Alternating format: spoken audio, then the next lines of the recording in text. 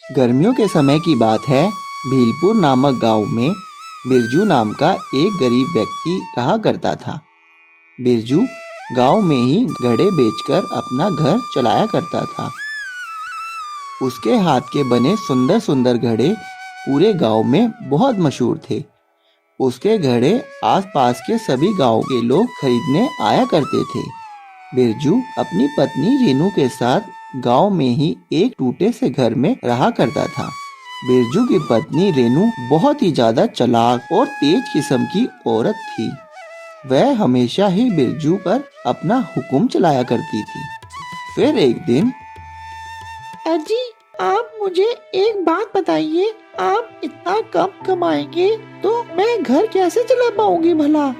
आपको हमारे घर की कमाई बढ़ाने के लिए कुछ और काम शुरू करना पड़ेगा। रेनू, तू कैसी बात कर रही है?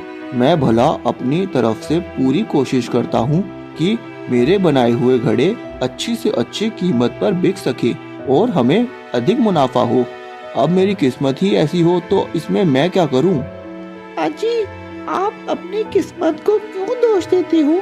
कुछ और काम करो जिससे कि घर अच्छे से चल सकेगा। आप हमारे पड़ोसी को ही देख लीजिए, वह आपसे ज्यादा अच्छा कमाता है और कल की ही बात है, वह शहर से कूलर लेकर आए हैं। अरे, तू बात बात पर क्यों पड़ोसियों को लेकर आती है? मुझे नहीं पता वह कहाँ से इतना पैसा चोरी कर कर लाता है। तभी तो रोज रोज नई नई चीजें खरीदता रहता है। और हाँ, रोज रोज तेरी इस चिकचिक मुझे पसंद नहीं। पैसे का इतना भी लालच अच्छा नहीं है रेनू। मैं इतना तो कमा ही लेता हूँ कि हमारा घर अच्छे से चल पड़े। ऐसा कहकर बिरजू घर से चला जाता है। फिर दोपहर में, हाय, ये गर्मी है कि कम होने का नाम ही नहीं ले रही है। चाची, मैं तो पसीना पसीना हो गई। अरे पगली, तू क्यों इतनी गर्मी में पड़ रही है? अपने पति बिरजू से कहकर क्यों नहीं कूलर मंगवा लेती? देख अपने पड़ोसन शीला को देख, उसका पति उसके लिए क्या क्या नहीं करता। हाँ माँ जी, कह तो आप सही रहे हो, पर मैं इन्हें कैसे समझाऊं? ये तो मेरी एक नहीं सुनते और उल्टा मुझसे ही लड़ने लगते हैं और मुझे ही सुना देते हैं। अरे रेनू बेटा, तेरा पति ही तेरी नहीं सुनेगा तो और कौन सुनेगा भला? मैं तो कहती हूँ आज शाम को ही नए कूलर लेने के लिए बिरजू से बात कर। देख, थोड़ा आंसू बहाएगी तभी तो पति पिघलेगा। ऐसा कहकर कृष्णा काकी वहाँ से चली जाती है। फिर शाम को बिरजू के घर आने से पहले, आज आने दो उन्हें। हाँ, यहाँ मैं पूरे दिन गर्मी में मरती रहती हूँ और उन्हें कोई होश ही नहीं है। आज आने दो, मैं आज ही नए कूलर लेने की बात जरूर करूँगी। फिर थोड़ी देर बाद बिरजू घर पर लौट आता है। अजी, आप आ गए, मैं आपका इंतजार ही कर रही थी। अच्छा अच्छा, आज मेरा इंतजार हो रहा है भला? क्यों? अजी ऐसे ही। अच्छा, ऐसे ही या कुछ और बात है? तू मुझसे क्या छुपा रही है? अजी, मैं कुछ नहीं छुपा रही। मैं अगर कुछ मांगूंगी तो आप मुझे लाकर दोगे? क्या? ऐसा क्या चाहिए तुझे जो आते ही तूने अपनी डिमांड रख दी? अजी, दिन में घर में बहुत ज्यादा गर्मी होती है। पूरा दिन मैं घर में इस पंखे की गर्म हवा ही खाती रहती हूँ और दोपहर में तो गर्मी का बहुत बुरा हाल होता है।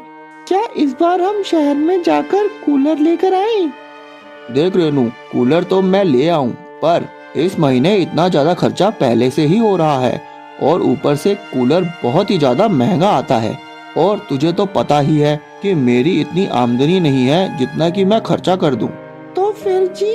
तो फिर क्या, इस बार हमें इस पंखे से ही गुजारा चलाना पड़ेगा। अजी, ऐसा कैसे? मैं यहाँ गर्मी में पूरा दिन मरती रहूंगी। आपको कोई होश है या नहीं? साथ वाली शीला को देखो, उसका पति उसका कितना ख्याल रखता है। अच्छा अच्छा, तो अब पता लगा यह आग इस शीला की बच्ची ने लगाई है। हमें किसी की तुलना नहीं करनी चाहिए रेनू। इन पड़ोसियों का तो काम ही यही होता है कि दूसरों के घर में आग लगाना। हमारे घर में आग लगा के खुद शांति से बैठे हैं। हाँ। हाय, मेरी तो किस्मत ही फूट गई इस आदमी से शादी करके। यह मेरी एक नहीं सुनता और पूरे गांव के आदमी अपनी पत्नियों को इतने अच्छे से रखते हैं, पर मेरा पति है कि मेरी एक नहीं सुनता। मेरी इस घर में कोई इज्जत नहीं। अरे अरे रो क्यों रही है भला? मैं देखता हूँ फिर। अब तू रोना बंद करेगी? अब तू रो रो के पूरे गांव को उठाएगी क्या? चुप हो जा, चुप हो जा। मैं देखता हूँ, कहीं ना कहीं से कूलर का जुगाड़ करता हूँ कल। फिर अगली सुबह रेनू को तो बोल दिया कूलर के लिए, पर अब कूलर का जुगाड़ कहाँ से होगा? यही सोच रहा हूँ, क्या करूँ मैं ऐसा। ये रेनू भी है ना कि किसी भी चीज की जिद कर लेती है। अब करो इसकी जिद पूरी। तभी बिरजू की नजर पास में ही रखे घड़े पर पड़ती है। घड़े में पानी भरा हुआ होता है। एक मिनट, अरे वाह, यह घड़ा। क्यों ना मैं इस घड़े को ही कूलर बना दूं? हमारे पास पंखा तो पड़ा ही है, और मैं एक नया और बड़ा घड़ा कुछ इस तरीके का बनाऊंगा जिससे कि यह पंखा उस घड़े में अच्छे से बैठ जाए। अरे वाह वाह, यह तो बहुत ही अच्छा उपाय है। फिर बिरजू एक बड़ा सा घड़ा बनाकर तैयार करता है और उसके आगे घर पर रखा हुआ पंखा फिट कर देता है। फिर उस घड़े में पानी भरकर पंखे को चला देता है, और फिर यह देखकर हैरान हो जाता है कि पंखे वाले घड़े से इतनी अच्छी और ठंडी हवा आ रही है। यह देखकर बिरजू मानो बहुत ज्यादा खुश हो जाता है। फिर वह मिट्टी के घड़े से बना कूलर अपनी पत्नी रेनू को दिखाता है।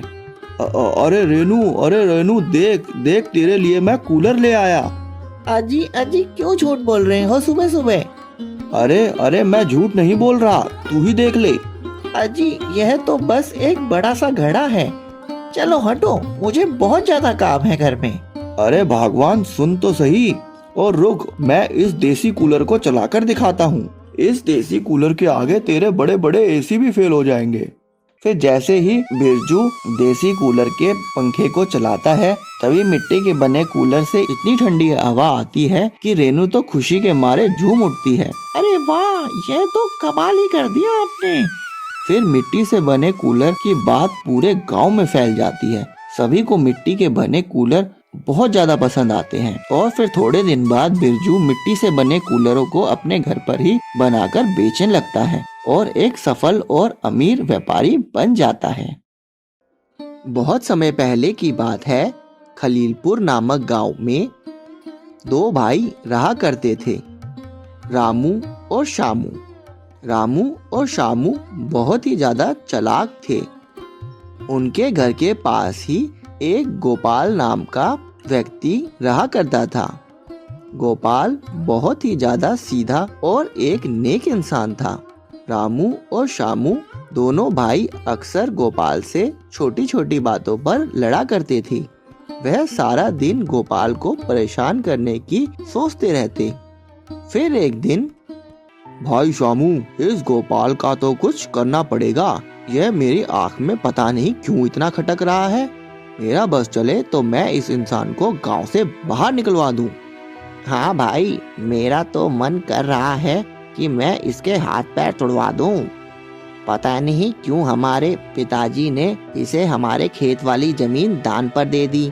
हाँ भाई हाँ, वह इसलिए जमीन दे गए ताकि हम इसे देख देख कर जलते रहें। हाँ, इसका कुछ करना ही पड़ेगा। हाँ भाई।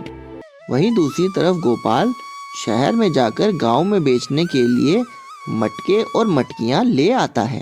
अरे गोपाल भाई, बहुत दिनों बाद दिखे, कैसे हो? और ये सुंदर सुंदर मटकी, अरे वाह, यह तो बहुत ही सुंदर है। बेचने के लिए लाए हो? हाँ भाई सुरेश, अभी बस शहर से ही आ रहा हूँ। सोचा होली पास आ रही है तो यह सुंदर मटकी बेचकर कुछ पैसे कमा लिए जाएं। हाँ भाई, बहुत अच्छे विचार हैं तुम्हारे। और भाई, तुम्हारे पड़ोस में जो रामू और शामू रह रहे हैं, उनका क्या हाल है? वह परेशान तो नहीं करते तुम्हें? हा। नहीं भाई, वह लोग तो बहुत अच्छे हैं। हाँ, कभी कभी थोड़ा गुस्सा कर देते हैं, पर भाई मुझे पता है वह लोग दिल के बहुत साफ हैं। हाँ भाई, वह तो पूरा गांव जानता है कि वह लोग कैसे हैं। चलो अच्छा है भाई, मैं चलता हूँ और फिर बाद में तुम्हारी दुकान पर आऊँगा मटकी लेने के लिए। अच्छा भाई चलता हूँ, राम राम। राम राम भाई, राम राम।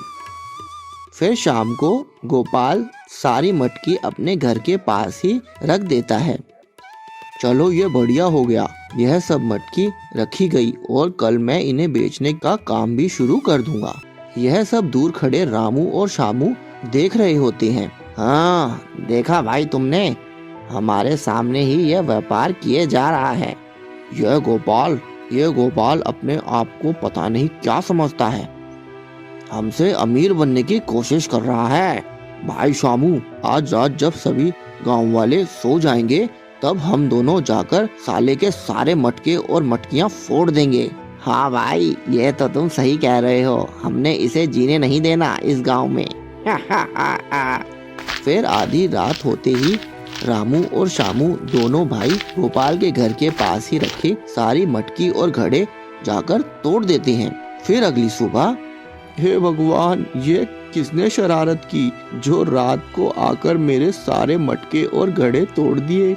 ऐसा कौन हो सकता है भला इस गांव में जो मेरा इतना बड़ा दुश्मन है? मैंने तो किसी का कुछ नहीं बिगाड़ा। हे भगवान, अब मैं क्या करूं? मैं कैसे इस नुकसान का भरपाई कर पाऊंगा भगवान? ऐसा कहकर गोपाल बहुत ज्यादा दुखी हो जाता है।